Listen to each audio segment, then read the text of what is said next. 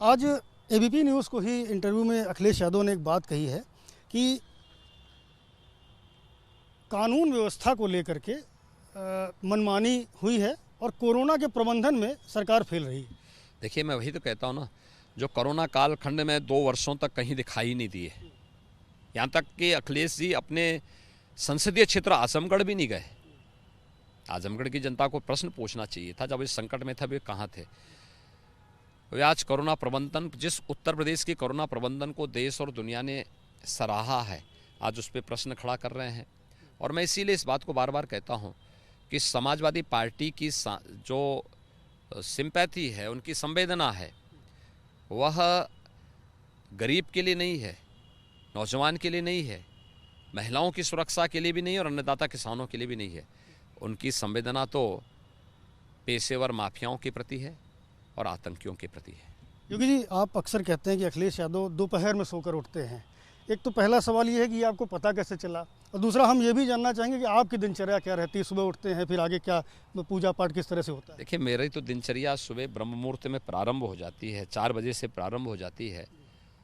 और यह दिनचर्या मेरी सुबह ब्रह्म मुहूर्त पूजा साधना आराधना का होता है, और आज 7-8 बजे के बाद से मेरी राष्ट्र आराधना की दिनचर्या प्रारंभ हो जाती है, जो देर रात्रि 12 बजे तक चलती है, 12 साढ़े 12 बजे तक चलती है। लेकिन 12 बजे सो के उठने वाले लोग, दोपहर 12 बजे सो के उठने वाले लोग न समस्याओं का समाधान कर सकते हैं, न उनको समस्याओं के बारे में कोई जानकारी ही है। आपने इस चुनाव में लगभग 200 के आसपास चुनावी कार्यक्रम किए हैं।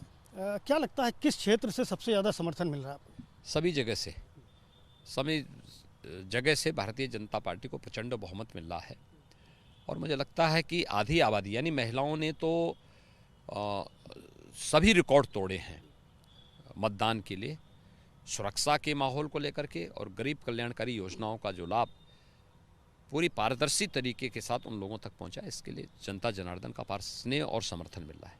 ये चुनाव अगर योगी जीत जाते हैं तो 35 साल का अरसा होगा ऐसा कि जिसमें कोई मुख्यमंत्री दोबारा चुनकर आएगा। सबसे पहला काम आपको क्या लगता है क्या करने योग्य है? देखिए, हमने लोक कल्याण संकल्प पत्र अपना जारी किया है, और लोक कल्याण संकल्प पत्र के अनुसार हमने 2017 में भी अपने कार्य पद्धति को आगे बढ़ाया था, और लोक कल्याण संकल्प पत्र के अनुसार ही सरकार आगे भी कार्य करेगी। अंतिम सवाल है कि अगर आप जीत जाते हैं तो आपकी जीत की सबसे बड़ी वजह और विपक्ष की हार की सबसे बड़ी वजह क्या आपको लगती हो सकती है? अगर मगर की कोई गुंजाइश नहीं है। हाँ, आप इस बात को बोल सकते हैं कि मुद्दे क्या हैं, तो मैं कह सकता हूं कि सुरक्षा, गरीब कल्याण और विकास, ये भारतीय जनता पार्टी के मुद्दे थे। हमने राष्ट्रवाद के आधार पर आस्था को सम्मान दिया और सुरक्षा का बेहतर माहौल दिया, बिना भेदभाव के हर एक व्यक्ति को दिया। हमने गरीब कल्याणकारी योजनाओं का लाभ हर गरीब को बिना भेदभाव के दिया है, और इंफ्रास्ट्रक्चर डेवलपमेंट के माध्यम से उत्तर प्रदेश की अर्थव्यवस्था को एक नई ऊंचाई देने का काम भी किया है। और इन्हीं मुद्दों पर हम चुनाव लड़े थे, इसी पर व्यापक और प्रचंड समर्थन जनता जनार्दन का प्राप्त हो रहा है। बहुत बहुत धन्यवाद योगी जी, और बहुत बहुत शुभकामनाएं आपको। धन्यवाद जी, बहुत बहुत धन्यवाद। तो मुख्यमंत्री योगी आदित्यनाथ, जिन्होंने साफ तौर पर बताया कि इस बार कानून व्यवस्था, सुरक्षा, शिक्षा, ऐसे कई सारे मुद्दे हैं जिनको लेकर के भारतीय जनता पार्टी की सरकार बनेगी, और 300 के पार इस बार सीटें उत्तर प्रदेश में मिलेंगी।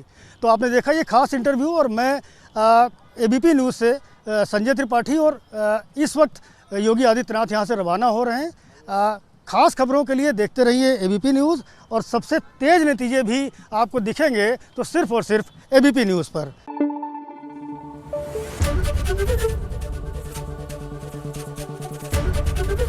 एबीपी न्यूज़ आपको रखे आगे।